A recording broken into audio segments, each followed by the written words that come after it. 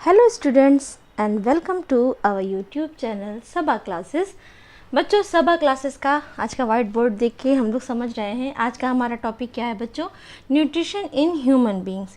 इससे पहले की वीडियो में हम लोगों ने क्या पढ़ा था?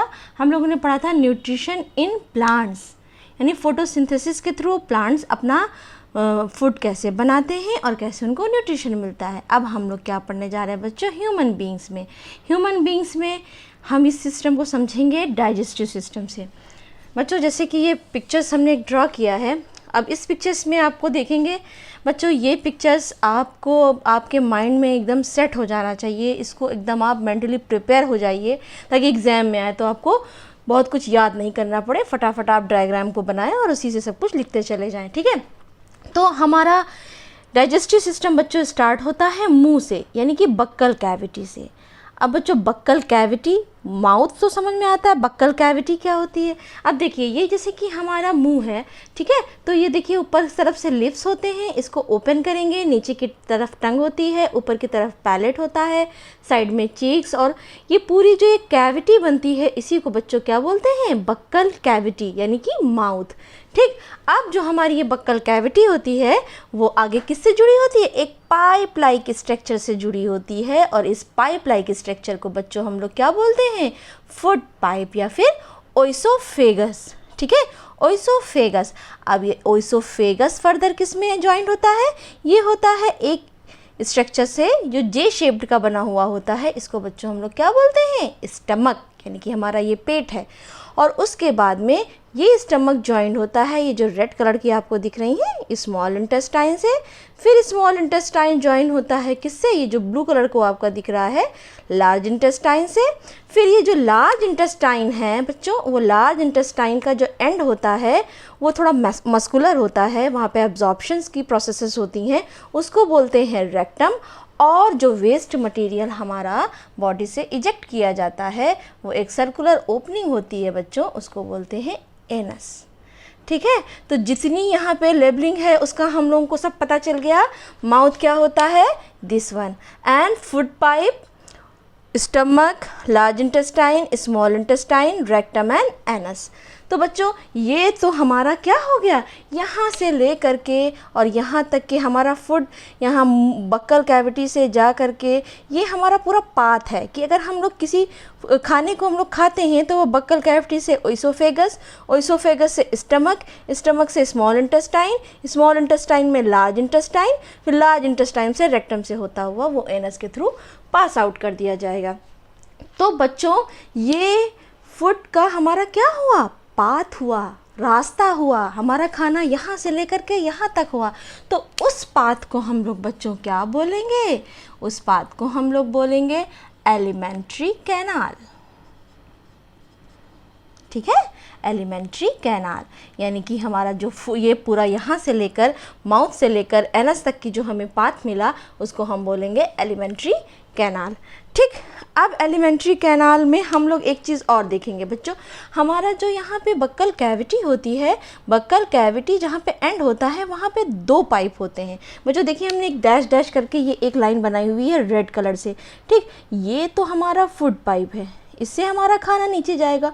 उसके जस्ट आगे एक पाइप होता है, उसको बोलते हैं विंड पाइप। विंड पाइप से हम लोग जो है सांस अंदर तो नहीं जाती है। जैसे कि हम लोग खाना खा रहे हैं, खाना खाने में सिर्फ हम लोग खाने को नहीं खाते हैं, खाने के साथ साथ कुछ अमाउंट में क्या होती है? सांस भी जाती है ना। तो वो यहाँ से वो जो हम सांस जाएगी वो विंड पाइप के थ्रू जाएगी, और जो खाना जाएगा वो ओइसोफेगस से जाएगा। अब इनको इंश्योर करने के लिए कि फूड पाइप में फूड जाए, विंड पाइप में विंड जाए, इनको इंश्योर करने के लिए यहाँ पर एक यहाँ पे मान के चलिए कवरिंग होती है, यानी कि उसको जैसे कि उसको बोलते हैं एपिग्लॉटिस, यानी कि फूड पाइप का जो खाना है वो विंड पाइप में ना चला जाए, तो उसको उसकी कवरिंग के लिए एक स्ट्रक्चर पाया जाता है बच्चों, उसको कवर कर लेता है, उसको बोलते हैं एपिग्लॉटिस, ठीक है। इंश्योर करता है कि फूड का पाइप फूड में जाए, यानी वो अपनी ओपनिंग अपने हिसाब से एडजस्ट करता रहता है कि फूड पाइप में फूड जाए और विंड पाइप में विंड जाए, ठीक है।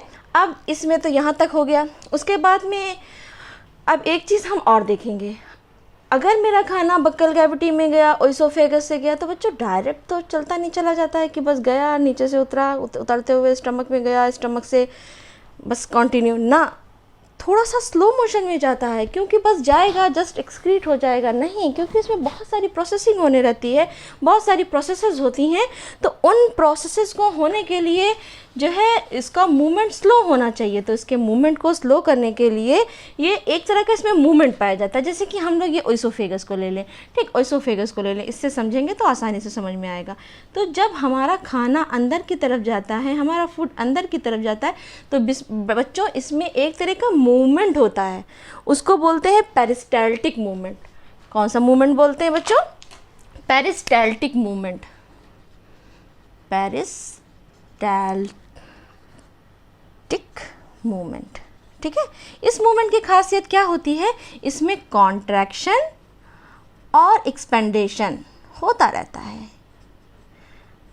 ये तो आपको पता चल गया, कॉन्ट्रैक्शन और एक्सपेंडेशन आपको पता है क्या होता है बच्चों? जैसे कि ये खाना आया तो फिर ये फूड पाइप जो है कॉन्ट्रैक्ट कर जाएगा, ठीक है, ऐसे कॉन्ट्रैक्ट कर जाएगा, तो ये फूड आगे की तरफ कर दिया जाएगा, और फिर मतलब ऐसे ऐसे मूवमेंट होता है।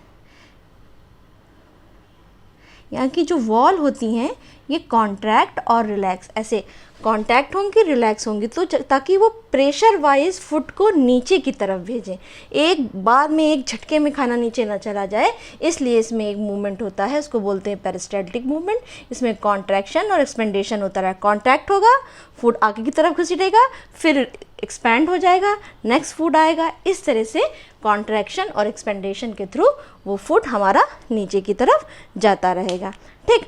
इसके आगे हम बच्चों देखेंगे, यहाँ तक देख लिया, अब इसके आगे देखेंगे हमारी ये जो स्मॉल इंटेस्टाइन होती है, इसकी लंबाई लगभग 6 मीटर के अलॉन्ग होती है, जबकि large intestine near about 1.5 metre की होती है, ठीक। और ये कंप्लीट जो हमारा पाथ होता है, कंप्लीट पाथ, ये कंप्लीट पाथ नियर अबाउट, ये जो जिसको बोला है हमने एलिमेंट्री कैनाल, वो हमारी 9 मीटर की लंबी होती है, ठीक है। यहाँ से लेकर के यहाँ तक की अगर पूरा मेज़र करें तो ये 9 मीटर लंबी हमारी एलिमेंट्री कैनाल होती है, क्योंकि जो हमारा फूड जाता है उसमें बहुत सारी जो है प्रोसेसेस होती हैं उसको डाइजेस्ट करने के लिए, ठीक। अब इसके अलावा हम एक चीज़ आपको और बच्चों बताएंगे, जब हमारा खाना यहाँ जाता है तो यहाँ पे तो एपिग्लॉटिस इंश्योर करता है कि खाना किधर जाएगा, विंड पाइप में जाएगा, फूड पाइप में, और एक इंस्फिंक्टर लाइक स्ट्रक्चर होता है बच्चों, इंस्फिंक्टर बोलते हैं उनको, वो स्ट्रक्चर होता है, उसका काम होता है कवरिंग का। मान के चलिए यहाँ पे जैसे एक इंस्फिंक्टर लगा हुआ होता है, ठीक। तो जब हमारा फूड यहाँ पर आता है, स्टमक में आता है बच्चों, तो स्टमक में कम से कम 3 से 4 घंटा बिताता है। तो अगर यहाँ पे इंस्फिंक्टर नहीं लगा होगा तो फूड जस्ट पास आउट हो जाएगा, किसमें? स्मॉल इंटेस्टाइन में। नहीं, इंस्फिंक्टर का क्या होता है बच्चों? ये रोके रखता है फूड को, जब तक कि यहाँ इसकी ज़रूरत होती है तब तक इसको रोके रखता है।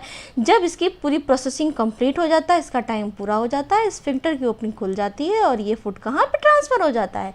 स्मॉल इंटेस्टाइन में। इसी तरह एक इंस्पेक्टर बच्चों होता है यहाँ पर हमारे एनस में जो है मस्कुलर हमारी ओपनिंग साइड में ओपनिंग होती है, ठीक है। यहाँ पे क्या होता है कि यहाँ पर भी इंस्फिंक्टर होता है, क्योंकि अगर इंस्फिंक्टर ना हो तो जो हमारा स्टूल है वो कॉन्टिन्यूस पास आउट होता रहे। नहीं, हमको जब ज़रूरत लगती है तब वो इंस्फिंक्टर खुलता है और हमको एनस से हमारा वेस्ट मटेरियल बाहर जाता है। इसी तरीके से हम लोग कह लें कि हम लोग के मुंह पर भी एक इंस्फिंक्टर पाया जाता है, हम लोग के माउथ में भी इंस्फिंक्टर पाया जाता है, जो कि हम जब चाहें हम लोग अपने लिप्स को खोलेंगे और जब चाहें लिप्स को नहीं खोलेंगे। तो कई जगह पर ये इंस्फिंक्टर की प्रेजेंस दिखती है, ठीक। इतना तो हमने इसके स्ट्रक्चर के बारे में समझ लिया। बच्चों ये स्ट्रक्चर अभी कंप्लीट नहीं है, अभी जैसे जैसे हम आपको पढ़ाते जाएंगे वैसे वैसे आपको बताते जाएंगे कि इसमें 1-2 ग्लैंड्स को भी हमने इसमें मेंशन नहीं किया है, ठीक। तो अब हमारा ये पूरा पाथ हो गया, पाथ में हमारे कौन कौन से ऑर्गन्स आए ये हमने सीख लिया। अब हमारा जो फूड आएगा तो उसमें डिफरेंट टाइप्स के क्या होंगे बच्चों? उसमें डिफरेंट टाइप्स के एंजाइम होंगे, तभी तो हमारा फूड जो होगा वो डाइजेस्ट होगा, है ना। तो कौन कौन से इसमें वो पाए जाते हैं? एंजाइम्स, उनको देखने के लिए हम लोग देखते हैं बच्चों। सबसे पहला एंजाइम, हमारा सबसे पहला फूड कहाँ जाता है? हमारे माउथ में जाता है। तो जाहिर सी बात है हमारा डाइजेशन जो होता है बच्चों वो माउथ से ही स्टार्ट हो जाता है। जो हमारे मुंह में लार पाई जाती है वही सबसे पहला डाइजेशन यहीं से स्टार्ट होता है। तो सबसे पहला डाइजेशन सलाइवा से स्टार्ट होता है। तो सबसे पहली जो हमारी ग्लैंड है बेटा उसको बोलेंगे सैलिवरी ग्लैंड। ठीक है, इन ग्लैंड्स के नाम आपको याद करने पड़ेंगे। सैलिवरी ग्लैंड्स, नाम से ही पता चल रहा है ये क्या सिक्रीट करेगा बच्चों? ये सिक्रीट करेगा सिक्रीट सलाइवा। सलाइवा यानी कि लार को सिक्रीट करेगा। हमारे मुंह में जो पानी जैसा रहता है हरदम, उसी को क्या बोलते हैं? सलाइवा। और बच्चों ये जो सैलिवरी ग्लैंड होती है वो कोई सिंगल ग्लैंड नहीं होती है। इसमें छोटी छोटी ग्लैंड्स होती हैं जो कि जो है हमारे टंग के नीचे की तरफ होती हैं, पीछे की तरफ होती हैं, साइड्स में होती हैं। तो it is a group of gland. ठीक है, और क्या सिक्रीट करता है? सलाइवा सिक्रीट करता है। नंबर 2 पे और इसका जो एंजाइम होता है उस एंजाइम का बच्चों नाम होता है, क्या नाम होता है? Salivary amylase. Salivary amylase. ठीक है, तो ये तो हमारा हो गया फर्स्ट ग्लैंड और फर्स्ट एंजाइम। सेकंड बच्चों हमारी ग्लैंड होती है लीवर। अब आप कहेंगे मैम आपने तो लीवर बताया ही नहीं कि लीवर कहाँ पर है। हमने लीवर नहीं बनाया था क्योंकि लीवर थोड़ा बड़ा ऑर्गन होता है और वो कवर अप कर लेता है हमारे काफ़ी स्ट्रक्चर को। तो हम यहाँ पे देखेंगे कि हमारा जो एक स्ट्रक्चर होता है यहाँ पर, ये बेटा स्टोमक को कवर किए हुए ऐसा ही थोड़ा सा ये बड़ा सा स्ट्रक्चर होता है, इसको बोलते हैं लीवर। ठीक, ये काफ़ी बड़ा होता है तो इसको थोड़ा सा कवर कर लेता है, इसलिए मैंने इसको नहीं ड्रॉ किया था।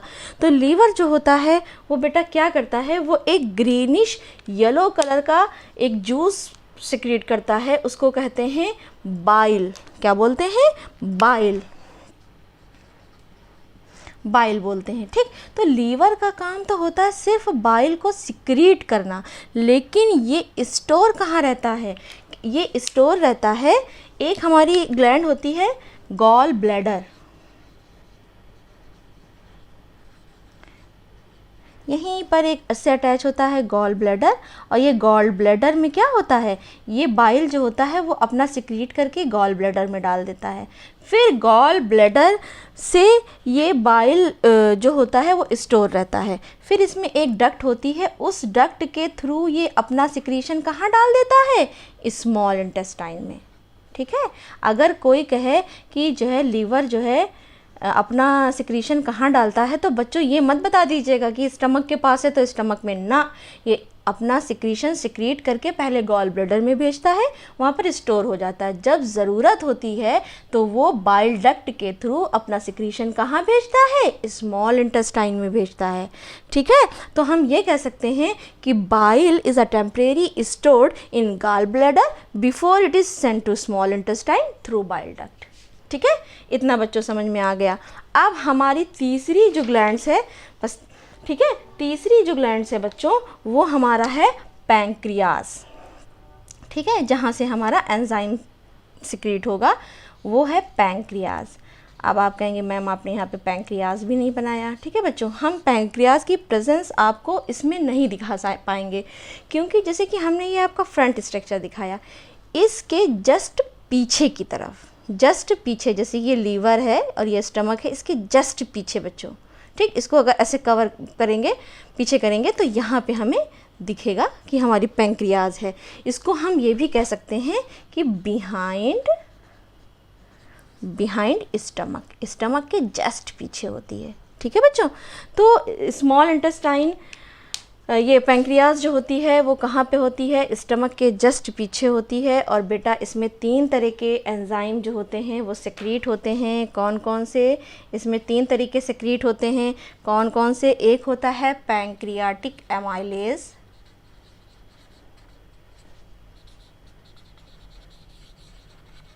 दूसरा होता है बच्चों ट्रिप्सिन, और एक और होता है लाइपेज या लिपेज। ठीक, तो इसकी फंक्शनिंग फर्दर हम आगे पढ़ेंगे। तो ये तो हमारा था एलिमेंट्री कैनाल, डाइजेस्टिव पाथ, हमारा जो है फूड कहाँ कहाँ से गुजरता है और कौन कौन से ऑर्गन मिलते हैं और कौन कौन सी ग्लैंड से कौन कौन से एंजाइम सेक्रेट होते हैं। बस 3 चीज़ें हमें याद रखनी है। नंबर 1 पे सेलेवरी ग्लैंड, जो कि क्या सेक्रेट करता है, सेलाइवा को, यानी कि सेलेवरी अमाइलेज को। दूसरे नंबर पे है लीवर वाली ग्लैंड, लीवर ग्लैंड, यानी ये क्या निकालता है, बाइल निकालता है। कहाँ पे स्टोर होता है, गॉल ब्लैडर में स्टोर होता है। कहाँ सेंड किया जाता है, स्मॉल इंटेस्टाइन में। नंबर तीसरा है पैंक्रियास, पैंक्रियास कहाँ होता है, स्टमक के जस्ट पीछे होता है। 3 तरह के एंजाइम सेक्रेट होते हैं, पैंक्रियाटिक अमाइलेज, ट्रिप्सिन और लिपेज। ठीक है, तो ये तो था हमारा बच्चों डाइजेस्टिव सिस्टम। मिलते हैं अपने अगले टॉपिक के साथ अपनी नई वीडियो में। तब तक के लिए गुड बाय बच्चों।